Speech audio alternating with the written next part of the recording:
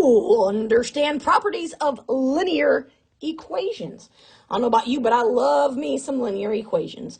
So, the basic, we call this slope-intercept form, is y equals mx plus b. So let's talk about the different pieces here. So the y, this is our dependent variable, because it depends on all of this other business, right? So this is the dependent variable. Some people also call this the output, or the output variable. M represents our slope, and don't forget that the slope is the constant rate of change. So it's the constant rate of change. X represents the independent variable. And you might guess, if it's independent, some people call that the input variable. You input a value for X and it outputs a value for Y. And then last but not least, we have our friend B, which is the y-intercept. This is our initial value or our starting point. And if you would graph it, it's also where the graph crosses the y-axis. The graph is y-axis, where the graph crosses the y-axis. Okay, so those are the pieces. So now let's evaluate. We're going to do a couple different things here with a linear equation. So we have the equation y equals negative 6x plus 14. Right? We have a slope of negative 6. We have a y-intercept of 14. And it says, hey, well, what if we have an input, an independent variable with a value of 3? So I would say, okay, x is 3. So y equals negative 6. Negative 6 is touching the x, so that means multiplication. And I'm going to add 14. So that means y equals negative 18 plus 14. I'm just simplifying here. And then negative 18 plus 14 is negative 4.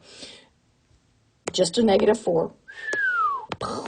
Okay, so that means when I input 3 for x, the output is negative 4. Just an evaluating piece. All right, so now what do we know about the graphs of the following equations? Let's start with A. Now these are given in slope-intercept form, so that means the value in front of x is the slope. So our slope is negative. So I know just by looking, the graph is going to look like this. Because slope, that's a down negative slope. So I know that the slope is negative. And the y-intercept is a positive 7. So if I was going to graph this, it's going to cross the y-axis at a positive 7. And the slope is going to go down, right? Down 3 over 2. Is what that means, right? So that would be the graph of it. Not that I asked you to graph, just what do you know? It's got a negative slope and a y-intercept of positive 3. Now, similarly, in letter B, now we have a positive slope.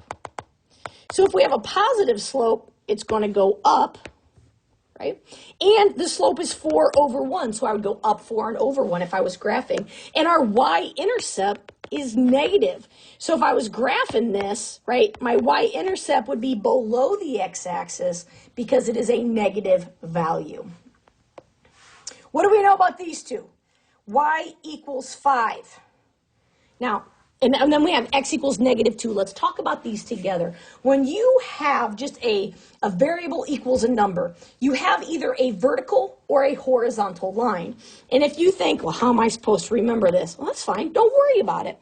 Get yourself a coordinate plane. And then say, where is y equal to 5?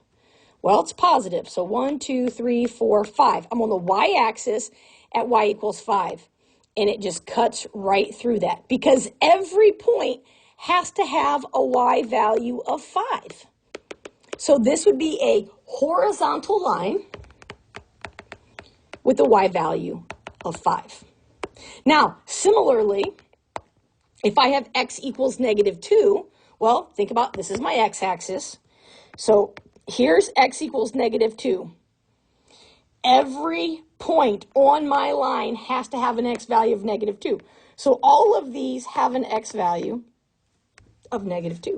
So this is a vertical line that cuts through the x-axis. So an easy way to remember it, whatever variable is equaling the number That's the axis you're going to cut through. So y equals 5, I'm going to cut through the y-axis at 5. X equals -2, I'm going to cut through the x-axis at -2.